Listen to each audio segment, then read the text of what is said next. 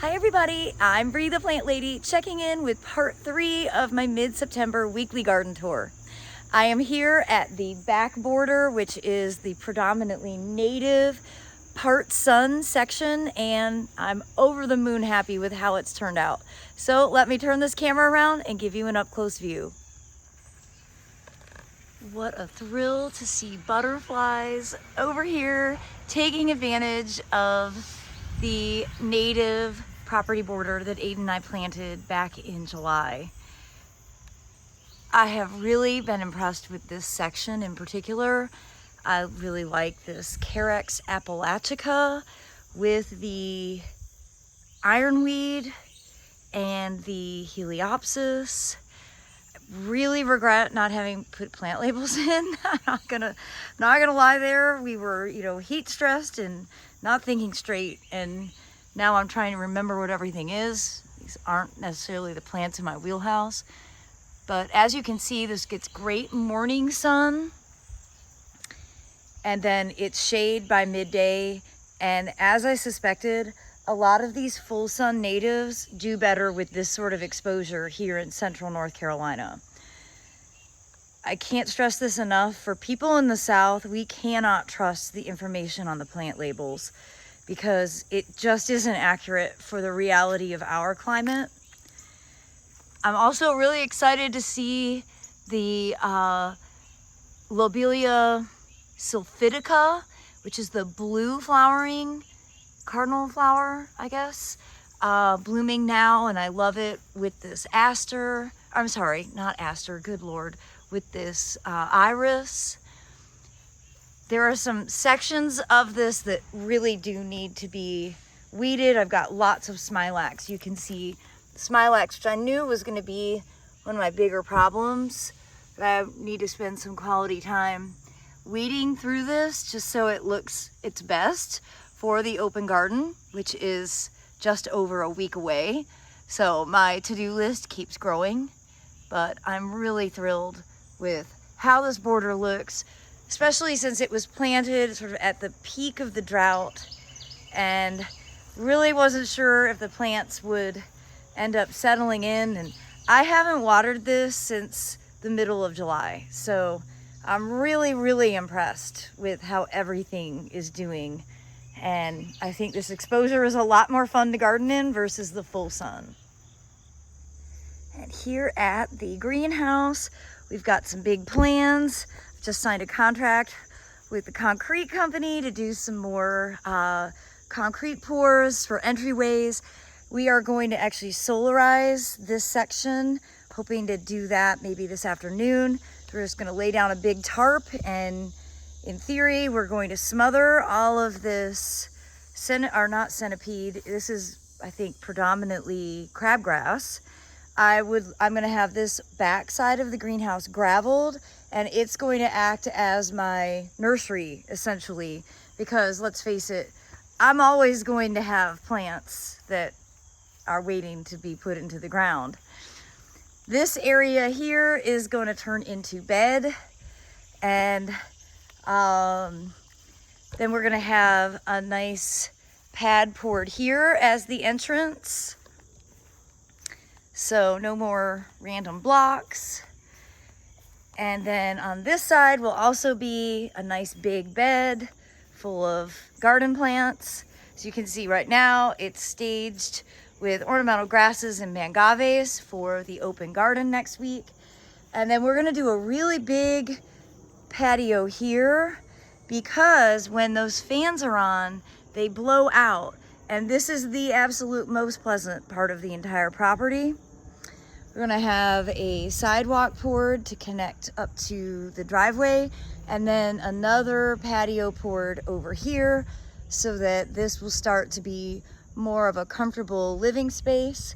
So I'm absolutely thrilled. It's just like continual progress keeps me motivated. Now, I did want to show you up here these tomatoes that are growing in the veggie mix bags are just doing great. I keep harvesting from them, and now that we're nice and cool, they are back to flowering, setting more fruit, So the tomato season is definitely not over, and I am so impressed with these dwarf heirlooms. You know, again, they're dwarf compared to what they could be. They're still relatively large, but they could be so much bigger. So I highly recommend them. Remember, I bought these as plants from the State Farmers Market back in April, and these are all from Craig LaHoulier's Dwarf Tomato Project. And I have a very small plant sale organized for the open garden, and they are all leftovers from spring. And that's just because really I was planning on planting all of these, but I decided that I would wait until it was cooler, more amenable to actually gardening. It's quite pleasant right now, but we're still very dry, so decided we're going to go ahead and offer these. If people buy them, that's great. If not, that's even better, because then I don't have to buy more. I am planning to do a big fern border under this taxodium, but I'm glad I'm waiting because I'm having Snell come in and do some limbing of the taxodium just to make it so that we can drive a bit more easily without going on the neighbor's property. This is a driving path between the two properties, and it's important that I keep it open. You can see, oh, look at that beautiful blue sky. So it's absolutely spectacular weather. I sure wish that we would have this kind of weather for the open garden, but I'm pretty well conditioned to count on it being not nice weather, but it would be a great surprise to have a day like this. You can see that the rice that we planted in the veggie mix bags is really maturing quite quickly. In fact, for purposes of using this for ornamentals, like for dried flower arrangements and for seed collecting, these are just about ready. So they're ready pretty early. These were the vegetative starts that I got from Hoffman. It's kind of a trial program that we've been working through, and I'm hoping to do that to have black mudras available for sale as plants next year when we are on the Fuquay-Varina Garden Tour, which is May 17th and 18th. Well, it's really funny. I thought that I've been doing a pretty good job of keeping castor beans in check until the trench got dug for putting in the electrical and plumbing for the greenhouse. And look at all of the castor bean seeds that are germinating where the soil was disturbed. That just shows there's an incredible seed bank. And yeah, castor beans are one of those plants that once you have them, you'll never not have them. I am planning to extend this bed, but I have some work to do to actually get rid of the grass. I mean, let's face it, this was not done correctly. I am gonna try and train these pumpkins. I think they're pumpkins. I'm not exactly sure actually what type of squash this is. They haven't started fruiting yet. They are flowering. You can see that great big flower right there. So it'll be interesting to see what they actually are. I'm hoping they're cushaw squash, because I really like cushaw squash.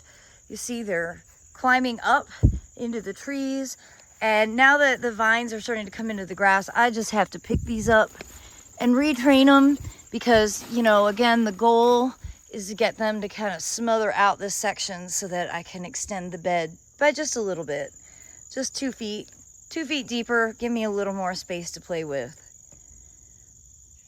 But overall, this side property border, I think, looks really great. It's a dramatic view out the master bedroom window from the Airbnb, and that's always one of the things I'm aiming to achieve.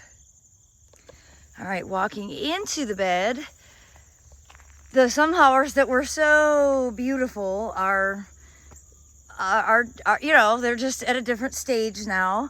I'm gonna let some of the seeds ripen. I see a yellowfinch over there that's enjoying eating the seed. And that is definitely a big part of why I grow these plants. So I would like to do some renovations, at least on this front half, because some of the plants don't look that great. You know, you can see some of the sesame are looking a little tired, and I'd like to get this replanted with some cool season vegetables just to have as a display for the open garden. And I have a load of mulch, so I'm hoping to spend some time out here this afternoon.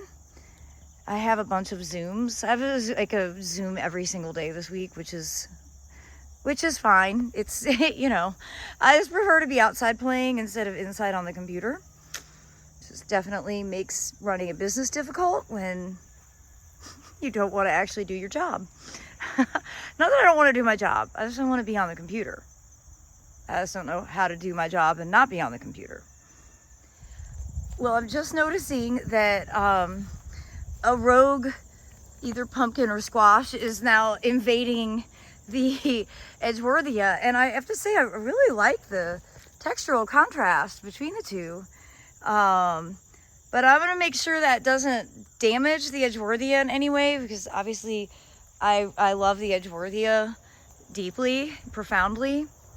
And I also wanted to show you that the Nigella is self-seeding, and it's actually growing really fast already.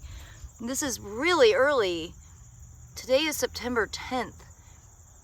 And these are self-sown Nigella that are already getting like elongating. They aren't like just germinating, they're growing really fast. So that's interesting. This has been an area that Nigella has really settled into, which is good because it's a shady section, and a lot of the other cottage garden seeds don't like this much shade. The Nigella does quite well. And I'm just really surprised to see it so advanced at this stage. I mean, look, that might actually flower this fall. It's super weird. And of course, along with the good comes the bad. The lamium is already starting to germinate. Seems like the cool season, weed season, keeps getting bigger or longer. Overall, I'm really happy with everything. This volunteer tomato, ooh, I need to move this pot somewhere where it actually will get water and not look like this. And I need to put a succulent here because I don't get a hose over to this section. So this is not an appropriate spot for this pot. But I did get a lot of tomatoes the other day off of this volunteer. And you see there's some ripe there. And it is always amazing how happy and healthy volunteer tomatoes can be. Now, I obviously have a hornworm somewhere because you can see the defoliation.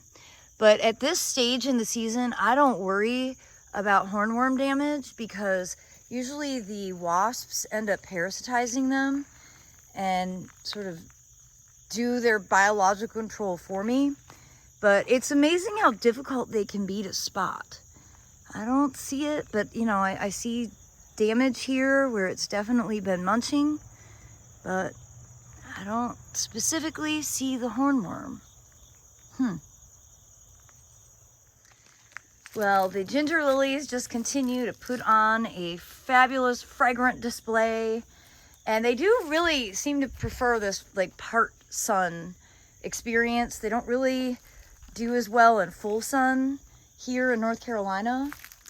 And as we walk into the woodland, I've not done anything back here. I think I've decided that I enjoy the woodland a lot more in the winter, and then in the summer, I'm just not meant to do much because it's very mosquito-y, and it depresses me to see all the damage the deer have done. But that's just part of the reality of gardening in this area. And I'm actually kind of surprised that the deer weren't just like hanging out, because that's usually what they are doing. We are pretty dry. I actually haven't walked back here, but I think that the spring is not flowing at this stage because it's been a while since we've had a good rainstorm. And yeah, it's nice and dry. You can actually maneuver back here at this stage. But again, I'm not planning I guess I'm disturbing a hawk, but I am not planning on doing any additional development in this woodland since they are building a road and a school behind us. So it's gonna be what it is. Deer infested seasonal swamp. And some of the original plantings that I did in here back in 2011, the osmanthus is a bit slower than the one that's in full sun, because this is obviously in very dense shade, but it is starting to put out flowers and I can smell it. The tea, Camellia sinensis, is also getting ready to bloom. You can see lots of flower buds coming on it. And the first to bloom this year was Camellia sasanqua contorta. And I showed this to you last week. And a lot more flowers to open, but a really beautiful single pink. I just really appreciate it for how early it flowers, and I really like the contorted branching habit. And I wanted to show off the Amorphophallus before they go dormant. I saw somebody on Facebook saying like their Amorphophallus were starting to collapse down, and that's absolutely what they do. It's a day-length trigger. These are Amorphophallus konjac, and they've done very well. And I have definitely appreciated their big tropical vibe with that Oryxia in the background and Metasequoia overhead. They have not protected the hydrangeas from the deer. You can see deer have really decimated the hydrangeas in here. And I still have not dealt with all the invasive colocasia. So my to-do list is pretty significant at this point. We'll see how much I get done between now and the open garden. Well, everybody, I do hope that you'll be able to plan to come out and visit on Saturday, September 21st from noon to 4 p.m. I know I probably sound like a broken record, but repeating it, we are gonna do the champagne toast and ribbon cutting for the greenhouse at noon. So it'd be great to have you join us. And then we will have our art vendors and the seed sale set up in the greenhouse. The plant sale will be outside, and fingers crossed the weather gods will be on our side this year. Well, as always, thanks so much for watching, and happy gardening, everybody.